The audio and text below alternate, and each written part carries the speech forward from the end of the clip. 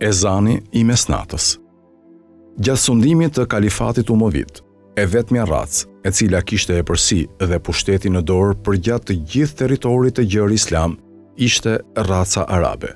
Por, gjatë kohës së kalifatit abasit, ca nga ca, pushtetin filluan ta merrin në dorë edhe persianët, duke u vënë në poste e detyra të rëndësishme. Kalifët abasit, megjithse ishin vetë arab, ishin të pakënaqur nga arabët. Politika e tyre ishte që të largonin arabët dhe të sillnin në pushtet persianët.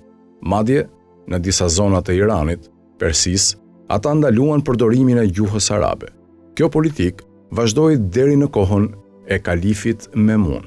Pas vdekjes së Memunit, në postin e kalifit, u ul i vëllai, Mutasami. Memuni dhe Mutasami ishin vëllezër me nëna të ndryshme. Nëna e Memunit ishte persiane, ndërsa nëna e Mutasamit ishte turke. Për këtë arsye, persianët nuk e shikonin me sy të mirë ardhjen e Mutasamit në pushtet. Persianët donin që pushtetin ta merrte Abasi, djali i Memunit. Mutasami e kishte nuhatur këtë gjë dhe kishte frikë tani se mos nipi i tij me ndihmën e persianëve bënte ndonjë kryengritje dhe e rrëzonin. Kështu, mendoi që të zhdukte Abasin dhe t'i kapte iranianët që ishin përkrasit e Abasit. Abasin e futi në burg, ku edhe vdiq më pas. Ndërsa për të parandaluar influencën e persianëve, ai mendoi që postet dhe detyrat që kishin ata t'ua jepte njerëzve të tjerë. Për këtë qëllim, ai solli drejt Bagdadit grupe të shumta njerëzish nga Turkestani dhe grupe nga raca e nënës së tij e u dha atyre detyrat e të tjerëve.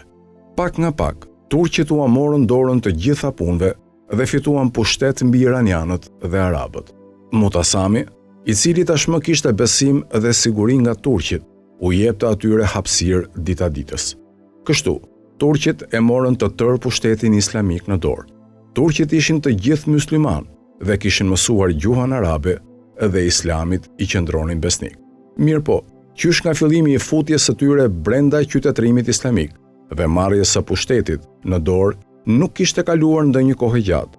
Ata nuk kishin njohje të mirëfillt me kulturën, traditën dhe filozofinë e qytetërimit islam. Ndërsa në të kundërt, persianët vinin nga një qytetërim shumë i lashtë dhe ishin shumë të dhënë pas kulturës dhe filozofisë islame, e quheshin si përparimtarët e islamit. Gjatë kohës që persianët kishin pushtetin në dorë, shumica e muslimanëve të tjerë ishin të kënaqur prej tyre, kurse me turqit, të gjithë njerëzit ishin të pakënaqur dhe të inatosur, sepse gjatë kohës së influencës dhe pushtetit të tyre, ata ishin shumë të egër dhe vulgar. Ushtarët turq, kur u hipnin kuajve dhe dilnin nëpër rrugët dhe rruginat e Bagdadit, as nuk shihnin që mund të kishte njerëz përpara tyre. E ndodhte shpesh që ata të shkelnin me kuaj, këmbësor, fëmijë, gratë atë moshuarit. Aq shumë u zemëruan njerëzit me ta, saqë i kërkuan Mutasamit që kryeqytetin ta lëvizte nga Bagdadi në një qytet tjetër. Populli ia bëri të qartë atij se në qoftë se ai nuk do ta shpërngulte qendrën e pushtetit, ata do të ngriheshin kundër tij. Mutasami ju përgjigj: "Me çfarë force do të luftoni me mua? Unë kam 80.000 ushtar të armatosur." Njerëzit ju kthyen: "Me shigjetat e natës, me mallkimet e mesit të natës, do të luftoj me ty." Pas kësaj bisede me ta, Mutasami e pranoi kërkesën e tyre dhe e shpërnguli qendrën e Bagdadit për në Samara. Pas Mutasamit, erdhi periudha e Vasekut, Muevekelit, Muntasarit dhe e disa kalifëve të tjerë si puna e tyre. Turqit sërish vazhdonin të kishin në dorë pushtetin dhe drejtimin. Disa prej kalifëve abasit, në fillimet e tyre u munduan që t'ua shkurtonin duart turqëve, mirëpo dështuan. Njëri prej kalifëve abasit, i cili deri diku arriti ta zbehte influencën e turqëve, ishte Mutazedi. Në kohën e Mutazedit, një tregtar i moshuar i kishte dhënë borxh njërit prej oficerëve të ushtrisë një shumë të madhe parash dhe tani ja kërkonte, por nuk arrinte t'ia merrte dot borxhin. I detyruar vendosi që këtë problem t'i ashtronte vetë kalifit.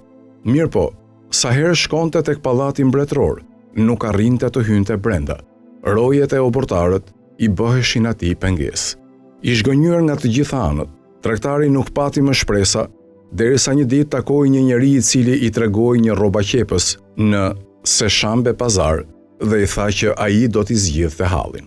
Tregtari plak shkoi tek rrobaqepsi dhe i qau hallin. Rrobaqepësi i dha urdhër oficerit të ushtrisë që të kthente borxhin menjëherë dhe ai e ktheu atë pa e vonuar as pak. Kjo gjë e habiti jashtë mase tregtarin plak. Me këmbgulje të madhe e pyeste rrobaqepsin, si ka mundësi që këta që nuk pyesin asnjë njeri të binden ty menjëherë. Rrobaqepësi i tha, unë kam një histori që duhet të ta tregoj. Një ditë po kaloja në rrugë. Në rrugë po kalonte edhe një grua shumë e bukur. Rastësisht, njëri prej oficerëve turq doli i derur nga shtëpia e tij dhe u ul para portës së shtëpisë dhe po shikonte njerëzit që kalonin në rrugë. Sa po i zun syt këtë gruan e bukur, u turr si i çmendur drejt saj dhe në sytë të gjithëve e kapi dhe e tërhoqi drejt shtëpisë së tij. Gruaja e shkret filloi të ulurinte dhe të thërriste. Ndihmë, unë nuk jam femër e tillë, unë kam derë, burri është betuar që edhe një natë të vetme, sikur ta kaloj jashtë shtëpisë, do të më ndaj menjëherë e do të më shkatërrohet familja, do të më quajë të përdal. Ndihmë, më ndihmoni ju lutem. Mirë po askush nuk guxonte të ndërhynte nga frika. Unë bëra përpara dhe i fola oficerit me butësi dhe i u luta që ta lëshonte gruan. Ai më goditi fort në kokë me biçakun që kishte në dorë dhe e futi gruan në shtëpi. Atëherë, vajta e mblodha disa njerëz dhe shkuam te shtëpia e oficerit dhe i kërkuam të lëshonte gruan. Papritur, ai doli nga shtëpia me një grup shërbëtorësh dhe sklevrish e filluan të na gjuanin e të na godisnin. Të gjithu shpërndam, edhe unë shkova në shtëpinë time. Mirë po, për asnjë çast nuk më largoi nga mendja ajo grua e shkret. Mendoja me vete, po të rrinte deri në mëngjes në shtëpinë e tij, jeta e saj do të shkatërrohej plotësisht deri në vdekje dhe nuk do ta pranonin më as në shtëpi e as në ndonjë vend tjetër. Ndenja zgjuar, duke menduar deri në mes të natës. Papritur, më shkrepi një ide në mendje. Thash me vete, sonte ky burr është i pirë e i bër tap dhe nuk ka haber fare nga koha. Po të dëgjoj ezanin tani, do të kujtoj se është bërë mëngjes dhe do ta lër gruan të lirë që të ikë dhe gruaja pa mbaruar nata do të kthehet në shtëpinë e saj. Vrapova menjëherë në xhami dhe thirra maj minares ezanin me sa fuqi që kisha. Një herazi, po ruaja dhe rrugën të shikoja a do të dilte gruaja nga shtëpia apo jo. Papritur, pash që në për rrugë rrugica u derdhën ushtarët. Ata po kërkonin se kush ishte ai që këndoi ezanin në mes të natës. Ndërkohë, edhe pse kisha shumë frikë, e paraqita veten dhe u thash që isha unë ai që e këndoi ezanin.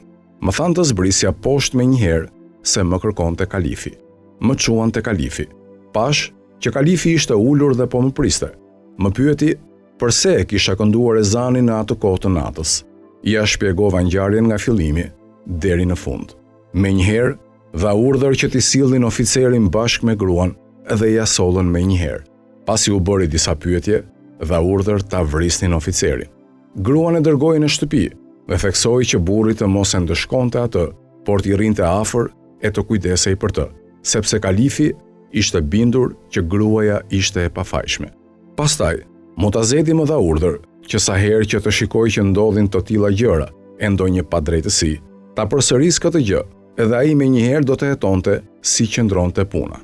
Ky lajm u përhap menjëherë mes njerëzve, që nga ajo kohë të gjithë këta më respektojnë dhe ma kanë frikën.